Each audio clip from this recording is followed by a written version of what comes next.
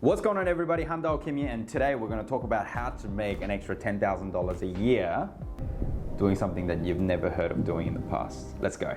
Now, when you watch a YouTube video on how to make money every year, you don't really hear of how to make an extra $10,000 a year. You normally hear how to make an extra $100,000 a month. I'm sorry, this is the best I can do, and this is the content that I'm delivering. But it does mean that it may be a little bit more realistic for you. So let's dig into it, right? So the way I did it was, it begins at a time when I was moving my house. When I was moving my house, I wanted to move things myself. So what I did was, I saw a tow bar at the back of my car. I've never used it before, and I thought, gee, I wonder what that's used for. And it's used for trailers, right? And with these trailers, what you can do is you can rent them, right? You can go and, I think you've seen it in petrol stations, and they tie them up in chains on the ground and you can rent them. And I think there's something stupid like $72 for 4 hours. And to me, that was just way too expensive. Like, why wouldn't I just get a truck for the day, like a budget rental, and then just be able to just move the whole truck myself?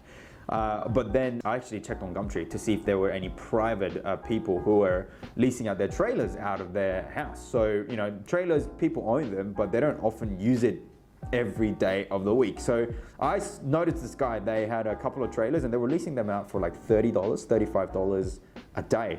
And I thought, wow, that's really interesting. I used it for a couple of days, paid him $60, and I was very happy because I got everything done. And I thought, hey, there could be some money in this. No, back in those days, I was trying to get into the Airbnb game, and Airbnb would work out something like this. I'll buy like an apartment in the CBD, which is like around about $350,000 to buy one, and then you pay another 20 grand in the settlement costs, and so you got to pay like 370 grand, and you'd ideally want to lease that out for around about $130, $140 a night, and you're really pushing it when it was $150 a night. You'd ideally want to get around about 70 to 80% occupancy rate in a year, so that you'll be able to return about $33 and a bit more $1,000 a year. Now, so you're making a six-figure investment and you're returning around $130, $140 a night, which is kind of crazy. But then I looked at these trailers and I thought, oh, well, this guy's doing it, there must be a reason for it. So rather than forking out money to buy these trailers straight away, I knew roughly how much they'd cost, but I just wanted to do a bit of market research. And so the way I did it was,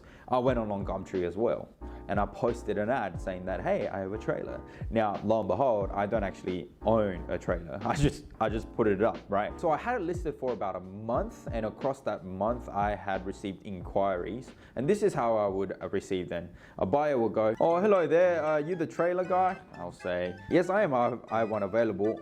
Wink, because I don't have one yet. But I'll say, hey, yes, I have them available. And then they will say, oh, okay, well, that'll be great. So I'll find out who they are. So I'll find out, first of all, like where they are coming from, what they want to do with it. And mostly it was, 9 times out of 10, they were usually from like a reasonably nice-ish suburb. So middle to upper class type of suburbs.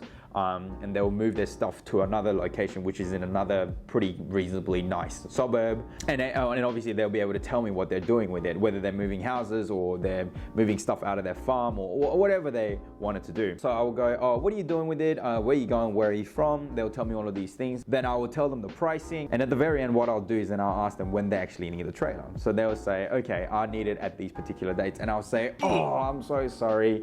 I've just booked it out for that day and nothing is available. I'm so sorry, I'll maybe help you out next time. And they'll go, yeah, no worries, thanks very much, I'll see you later. So, Australians are pretty chill, so that's just how you play the game. And that's just how I knew how much market demand there was. So you take the customer right up to the point of that conversion, and that's basically how you can gauge the amount of market demand there is out there. So that's basically what I did, and I found out that I could rent out 2 trailers, at least for the weekends, all the time. So they'll be out on every weekend just making a full-time earning. So if I hired out each trailer at $30, right, or maybe $35 a day, then they will head out for the day, they'll come back, and you do it across 2 days. So there's each of them that'll make $140 a week. Now, trailers are, I've actually gone and bought them, and I bought them each for about $2,500 to $3,000 a trailer. So I spent $6,000, and over a week, I generate $140 a week. That is crazy. That's ridiculous because you do often get the weekday bookings as well. So in that regard, that was done for sure. And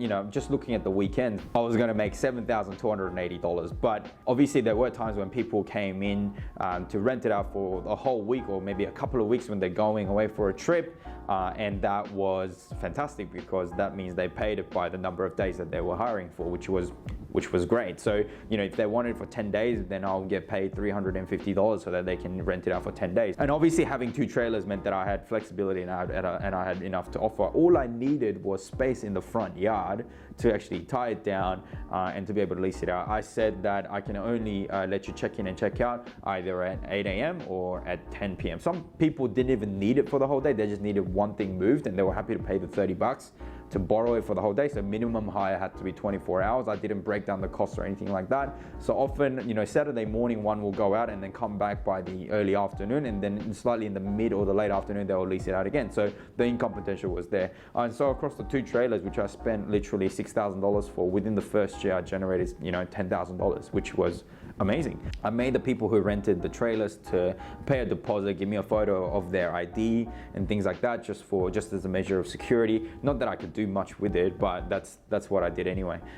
Seriously, after about, you know, 6 months of it, I already made my money back on both of these trailers, and I didn't mind if I was going to be losing them anyway. If they stole it, then, you know, I'm happy to just, you know, let it go.